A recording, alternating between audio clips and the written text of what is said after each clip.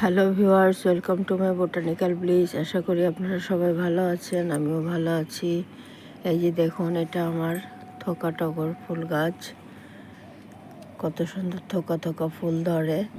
এটার মধ্যে হালকা একটু সুগন্ধ আছে, আর প্রত্যেকটা আগায় আগায় কুড়ি আছে। এটা প্রচুর ফুল হয় থোকা থোকা। এই যে থোকা থোকা ফুল আছে, কুড়ি আছে, দেখতে পাচ্ছেন।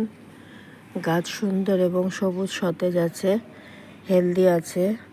আমি এটার মাটি তৈরি করেছি 50% বাগানের মাটি, 30% গোবর সার, 20% কোকোপিট দিয়ে এটা একটি ড্রামের মধ্যে প্রতিস্থাপন করেছি।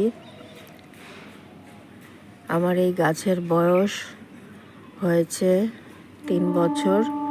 এটার গোড়ায় আমি মাসে মাসে গোবর সার দেই, তাছাড়া লিকুইড সার হিসাবে খোল ভেজানো জল সপ্তাহে সপ্তাহে দিই, আর সপ্তাহে সপ্তাহে নিম তেল স্প্রে করে দেই। তাতে গাছে পোকামাকড় আক্রমণ হয় না। দেখুন গাছ কত ফ্রেশ আছে, কোনো পোকামাকড় নেই।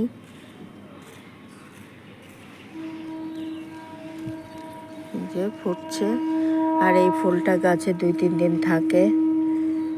খুব সুন্দর এবং সুগন্ধ আছে। আপনারা চাইলে ছাদ বাগানে এভাবে টগর গাছ করতে পারেন। ভিডিওটি ভালো লাগলে প্লিজ সাবস্ক্রাইব করবেন, সাবস্ক্রাইব করে আমার পাশে থাকবেন। আজকে আসি, টাটা।